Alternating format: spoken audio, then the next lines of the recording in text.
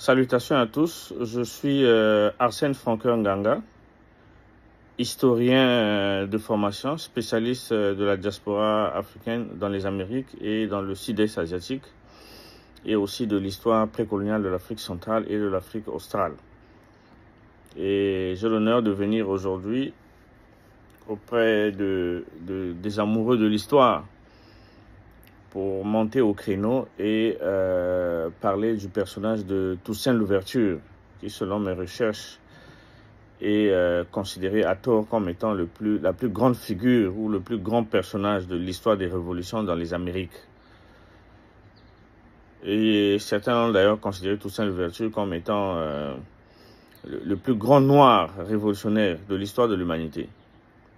On a construit les statues de Toussaint Louverture en France et dans une large partie de la littérature ou de l'historiographie de la colonie de Saint-Domingue qui est devenue Haïti, ont toujours auréolé le personnage de Toussaint Louverture. Et en 2019, j'ai publié un livre qui s'intitulait « Les origines Congo d'Haïti » et dans ce livre, il y avait un chapitre sur Toussaint Louverture.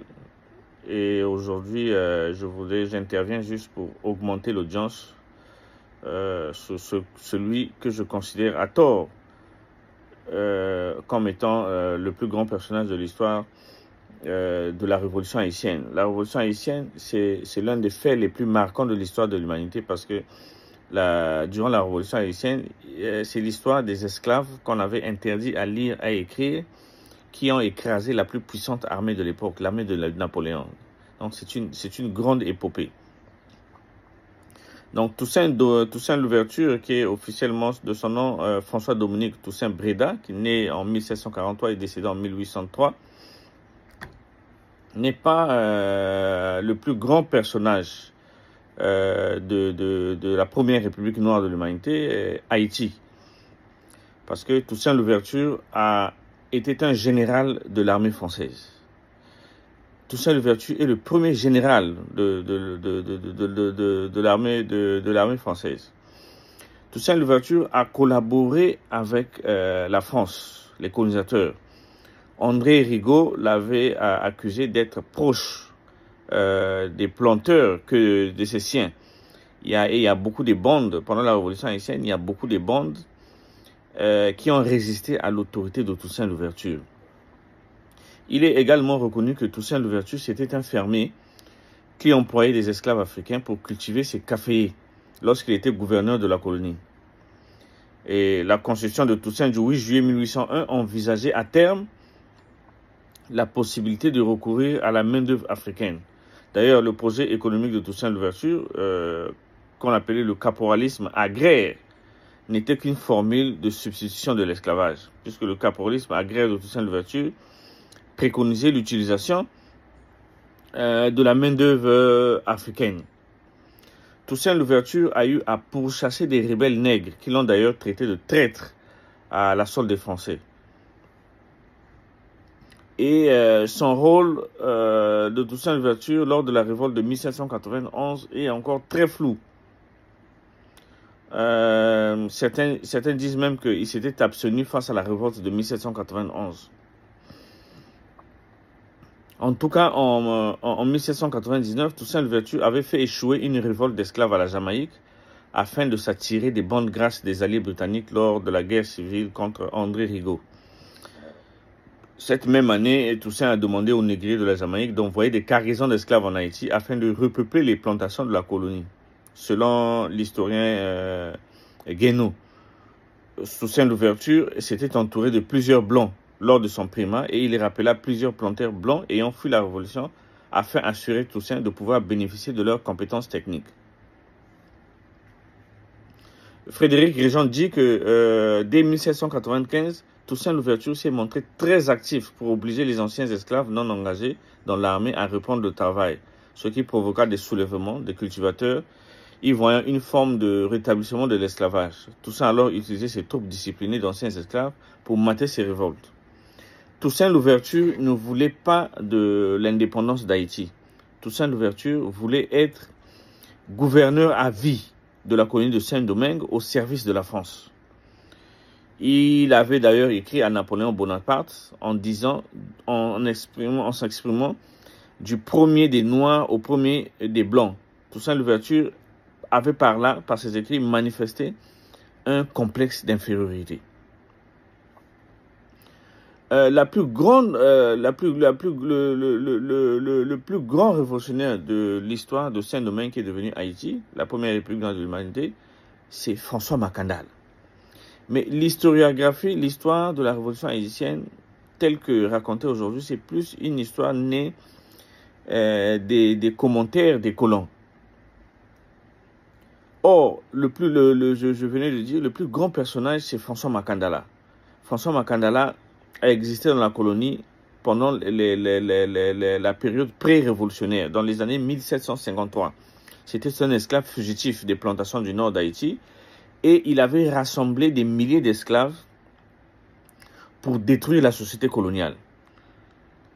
C'était un grand féticheur et l'ethnographie de ses pratiques atteste aujourd'hui que Macandal c'était un Bakongo.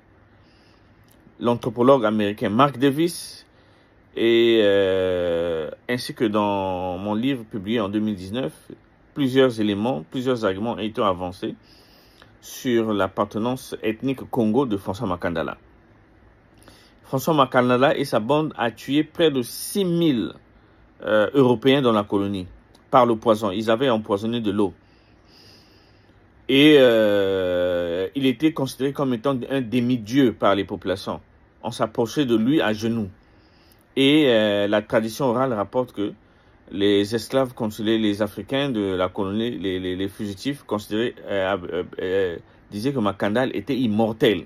Macandal avait été capturé à Cap Haïtien à 17h. On l'avait brûlé vif et des témoignages rapportent que François Macandal s'était transformé en oiseau. Voilà pourquoi dans plusieurs livres, on dit qu'il est le maître du feu et du poison. Parce qu'il avait vaincu les flammes et il avait empoisonné plusieurs Européens. Il avait prédit que la colonie devait être dirigée par des Noirs. Donc, entre François Macandala, qui a mené une révolution sans collaboration avec le colonisateur, et Toussaint Louverture, qui était un chantre de la colonisation, un chantre de l'esclavage, aujourd'hui, c'est un tort commis à la vérité historique de considérer Toussaint Louverture comme étant la plus grande figure ou le grand précurseur, comme le dit Jacques de Cona. Ou selon les termes de Saint-Rémy, Toussaint Louverture n'est pas le plus grand des grands de l'histoire d'Haïti. Mark Davis, comme l'a dit l'anthropologue Mark Davis, c'est François Macandal qui est la plus grande figure. François Macandala mérite aujourd'hui une reconnaissance en érigeant une statue de François Macandala en Haïti ou quelque part en Afrique. Donc, pour tous ceux qui veulent en savoir plus sur mes arguments, je vous invite à vous procurer de mon livre « Les origines Congo d'Haïti » publié chez Diaspora Noire en 2019. Le livre aussi est disponible sur Amazon afin de connaître l'histoire de François Macandala. Dans les archives d'Haïti, il est écrit François Macandal.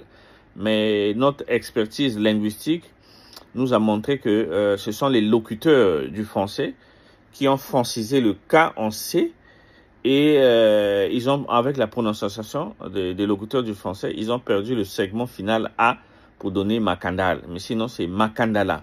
Et quand on lit Batikama, dans son histoire du royaume du Congo, qui cite d'ailleurs le père Lamal, Macandala, c'était un titre des prêtres. Macandala, c'était un prêtre du Lemba.